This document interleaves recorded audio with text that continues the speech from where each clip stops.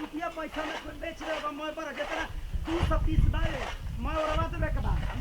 हां बेचा दी त घरवा एकदम शांति ए साला तहे जे बहरिया कहां बेचा गोंगम बजी है गांव में आ गेली हां ले रे गाड़ी छोड़ा मना का किशमिश वाला बर्फ दूध वाला मलाई वाला ले ले हो चाचा भैया का हो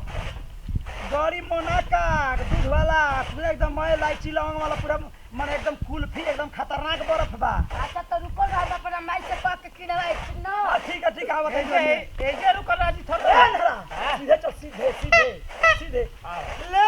रे गाड़ी छोड़ा किशमिश वाला अरे हरा ओरे का रे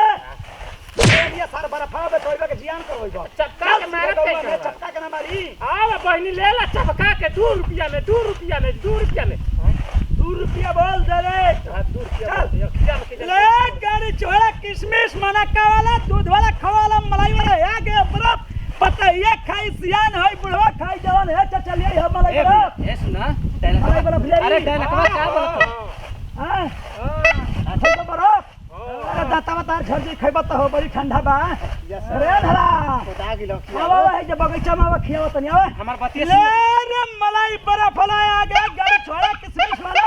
इना तो मने आटा के तू खइबू ना तारा के ना घोटाला ए माई का अरे काजू बर्फ वाला आइल माई किन दे माई आइल बावे माई किन दे ना नत खो बीमार पड़ जेबे अभी ना रे माई बीमार ना पड़ हम थोड़ी काहे के बीमार माई किन दे एगो माई किन दे मलाई तो जो बाबा से किन वाले जो बगीचा रुक जाके कह तनी बाबा से ई बर्फ खातिर जवन ई बर्फ लेके चली आओ तना समझौता ना कि लइकन के एकदम तबाह हो जाता ना सब खोकत इनके जान निकल जाता खाए मैया आप छोड़ी है जवन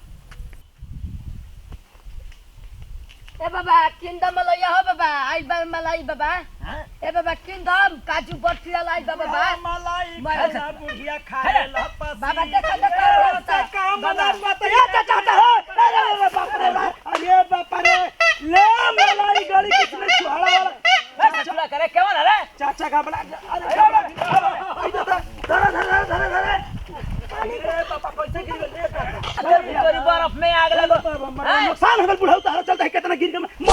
मर जाए ही बा का चापत हवे ले लो गुड़ खइबा जवान हो जीबा जवान खइबा हटा लगा दे गाड़ी हटा गतनी का बर्फ हवा हो चला ये मलाई वाला बर्फ ला खोला दूध वाला ले अनहरा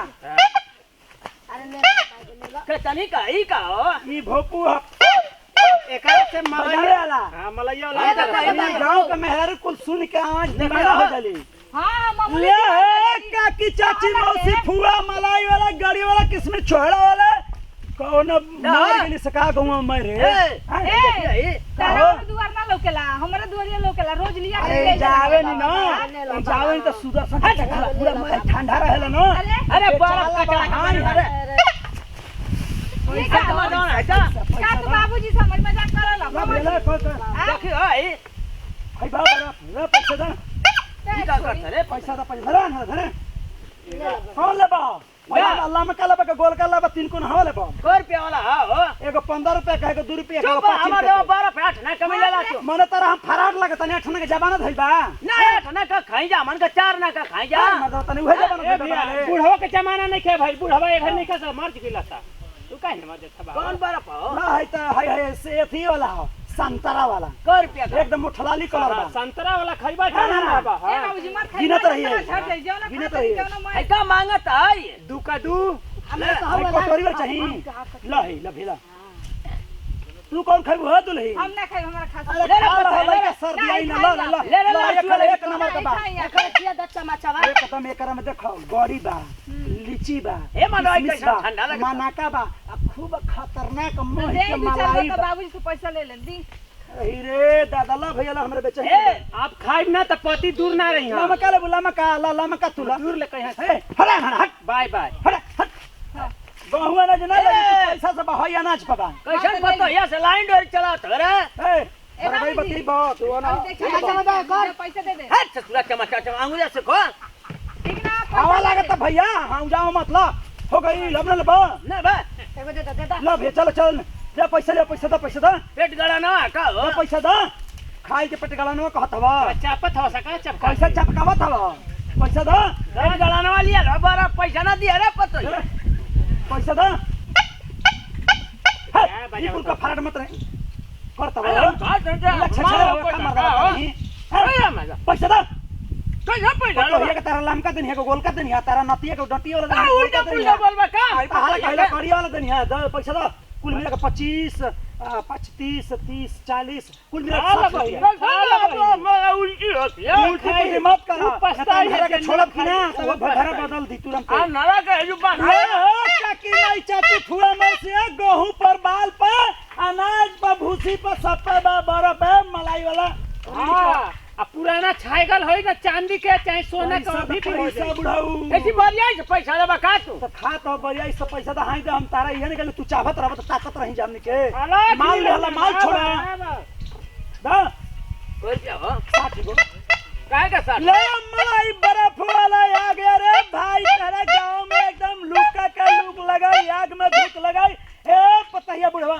मत गई यार गांव वाला पेट जरानावा पर कुल कदा पैसा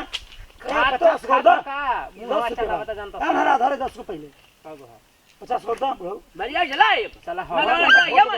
ये मत मन के गांव में पर पेटे चले मलाई वाला धर बजा रे बजा मत गई यार गो पेट जरानावा पर खाता खाता उलट जा मर जा तोरे बरस में आग लग जाओ तारा मुहा में आग लग जा ठीक बा हम तोरे बबुआ फूट जा चपका तक मर जी बही बरे धरा चले ए तो खजना रे खजना पता नहीं कहां भेल खजना रे ससुरा आही रे कहां छोटो वही जब खजना ले रे ए चाचा तंदे तो खजना हो करके हां ना गाय बका जरिए पूरा खत्म बसी चबा ओ से हमारे घर हम सुतर है इसे खत्म हो गई यही से तो हर मलाई वाला बड़ा फोड़ा गली किसने छोड़ा वाला 2 रुपया में 25 रुपया में लंका गो ये बड़ा ना चुपे ए हुकरिया बात सरवा कह के मलाई खा के चाप के चपका के खइले सब बोलबा रे अरे जाए दे रे सठिया पैसा कम भी डाले 1 रुपया चल घरुया से जा दे आखिया है भागन कपनौती है गांव वाला बर्फ में डूब पड़ा सरवा पनौती हवे रे मत कहिया हो बर्फ वाला ससुरा ठगारा आवस बर्फ गरी वाले छोड़ा वाले मुनक्का वाले जो बर्फ दूध वाले मलाई वाले खाई वो पछताई नहीं ला बर्फ जरा खाई वो पछताई ससुरी खाई पतहिया मुंह चाटी ला बर्फ दूध वाला गाड़ी वाला मलाई वाले बजा रे आवा बहनी माता जी आई खाली खाई तो बहनी माता का बोला तो कहे बहनी माता के बोलाई तबे है दूध वाला बर्फ वाला मलाई वाला बर्फ अरे बहनी माता के बोला कहत तबे है जीजा साली कहत तुरंत 2-3 लाठी अरे ससुरा गौवा में मार के कुकुर में भगा दिया सो मलाई 2 रुपया आवा माता जी बहनी जी आवा नानी हो चाची हो